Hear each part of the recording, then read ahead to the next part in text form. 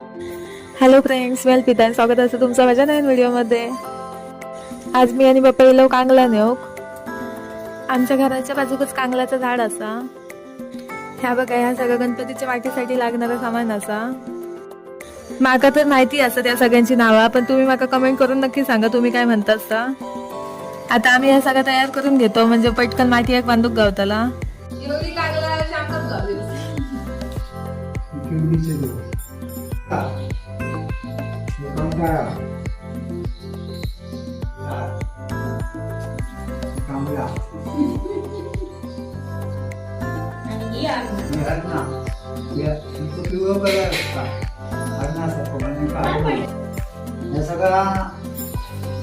शास्त्राप्रमाणे गणपतीचा ह्या खाद्य गजेंद्र